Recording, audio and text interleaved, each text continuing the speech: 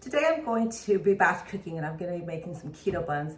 I'm tripling the recipe so that I can freeze them. What I love about them, they're only 5 carbohydrates and 10 grams of protein.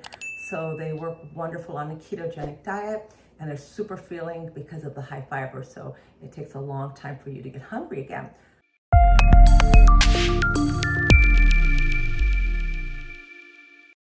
So let's just have a look at the ingredients here.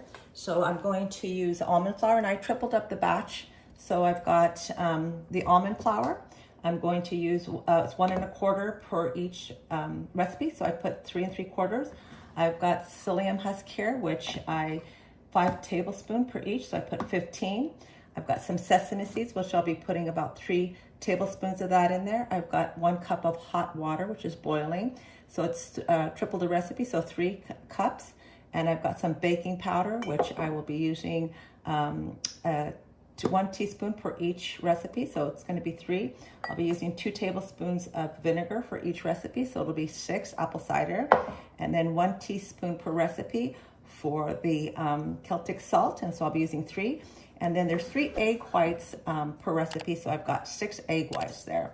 And so I've already got it all mixed up here. And so we are going to just add the hot water and the eggs, and it's going to be fantastic. So I'll go ahead and add the eggs first. We use the vinegar last.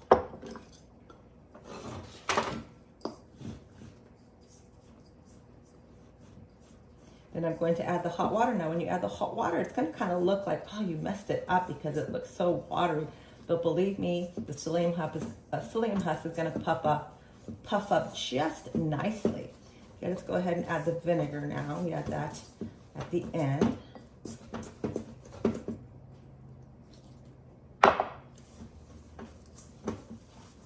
So again, it's not going to resemble your normal dough, but it will to some degree. You're not going to need it. It has no yeast in it, so it's excellent for someone who is on a candida diet. So you can kind of see here, it's already kind of, pretty firm. Now when you add the water, it's going to kind of freak you out because you're going to go, oh my God, too much water.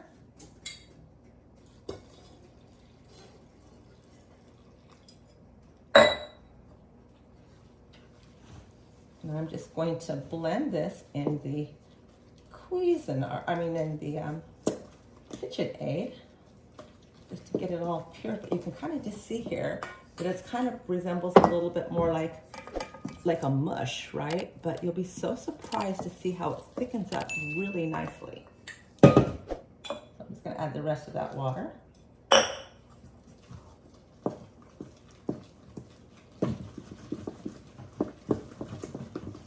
Well, I won't even put it in the KitchenAid. It looks just perfect here. Normally I do that, but this is working lovely. So then you just keep stirring it until you get the firmness that you need, and it'll be just perfect. So there you have it. Beautiful keto buns, and I will show you the finished product when they come out of the oven. So here's the final product of the keto buns. They freeze beautifully, so when you're batch cooking, this makes it really easy to have healthy, delicious meals.